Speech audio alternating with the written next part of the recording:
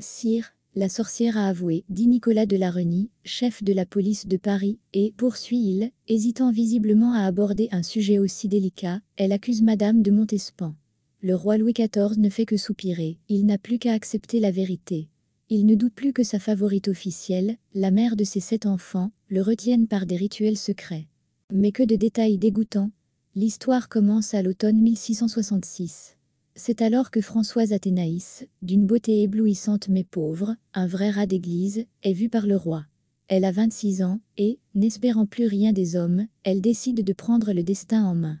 Françoise est née en 1640, dans la grande famille du marquis de Mortemart, connu pour son esprit et sa capacité à s'éloigner des eaux tumultueuses des intrigues de cour. Ses compétences lui ont non seulement permis d'obtenir le titre ducal en 1650, mais aussi de compter sur d'autres privilèges à l'avenir. Cependant, sa position n'apportait pas à Mortemart d'avantages particuliers. Il ne gérait pas sa fortune de manière très intelligente, et avait donc souvent besoin d'argent. Sa fille passe son enfance entre la cour royale et les domaines familiaux, et à l'âge de 12 ans, elle est envoyée dans un couvent pour y être éduquée, ce qui est le lot de nombreuses jeunes filles issues de familles nobles.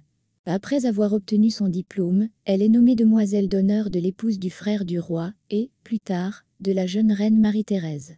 Elle a déjà plus de 20 ans, ce qui rend la question du mariage de plus en plus pressante. La jeune fille est amoureuse de Louis, fils du duc de Noirmoutier, mais ce dernier, impliqué dans un duel où l'un des participants trouve la mort, est contraint de fuir le pays. C'est alors qu'elle est donnée en mariage à un Gascon passionné, le marquis de Montespan. Le jeune époux n'avait qu'un seul inconvénient, en fait, celui qui était connu d'un autre Gascon célèbre, la pauvreté.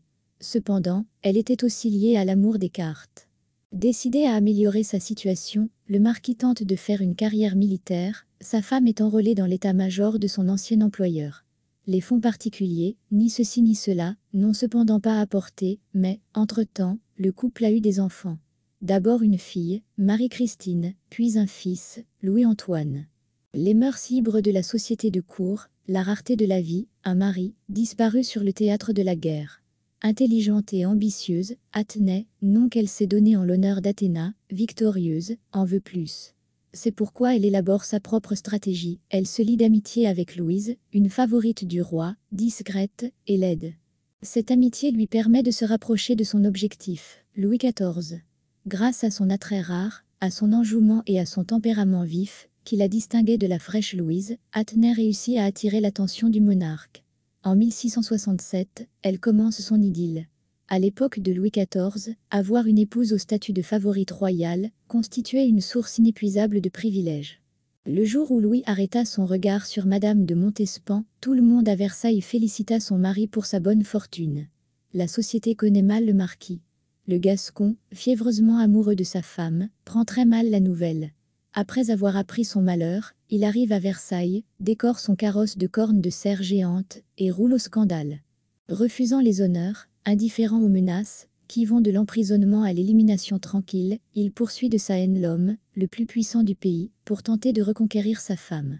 La patience du roi s'épuise, lorsqu'il est informé des nouvelles frasques du marquis humilié. Il séjourne dans les bordels les plus répugnants de Paris pour y attraper une maladie malsaine, qui peut être transmise aux traîtres et aux monarques. Le mari trompé est envoyé sous escorte hors de la capitale, avec l'ordre de ne pas quitter le domaine. Il part, emmenant les enfants avec lui. La marquise Montespan, elle, ne s'en soucie guère. Elle porte déjà l'enfant du roi. Un garçon, une fille. L'un après l'autre, 7 enfants naissent, que Louis XIV reconnaît officiellement. La brillante favorite exerce une influence incroyable sur Louis XIV. Elle reçoit tout ce qu'elle désire, des privilèges pour elle et sa famille, son palais près de Versailles, des cadeaux somptueux. Athénée voyage dans le même carrosse que le roi et la reine, et, chose incroyable, parvient à rouler à sa souveraine des scènes telles que les courtisans se cachent les yeux de gêne.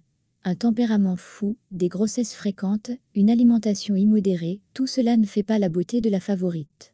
Les yeux bleus et la blondeur de la marquise s'estompent au fil des ans, perdant le charme radieux de la jeunesse, mais Louis XIV ne l'abandonne pas.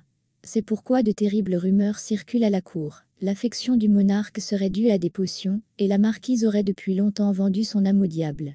Et soudain, les spéculations de la cour trouvent une confirmation. Détenue en 1679 pour sorcellerie, la sorcière parisienne Catherine Monvoisin avoue que Madame de Montespan a eu recours à ses services.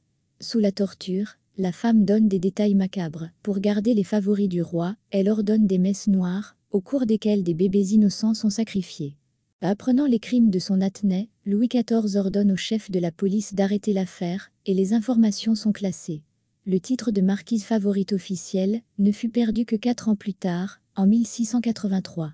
Elle vécut encore une douzaine d'années à la cour, et en 1691, par l'intermédiaire du clergé, elle présenta une requête au roi. Elle souhaitait se retirer dans un couvent. Sa jeunesse avait été turbulente, et il était temps de payer les factures. Pendant les 15 années qui suivent, Madame fait pénitence, mène une vie exemplaire, et fait don de sommes importantes à des œuvres de charité. Elle meurt en 1707, à l'âge de 66 ans. On raconte que le roi interdit aux enfants de porter le deuil pour leur mère disparue. Il ne le voulait pas. Merci d'avoir regardé ce film.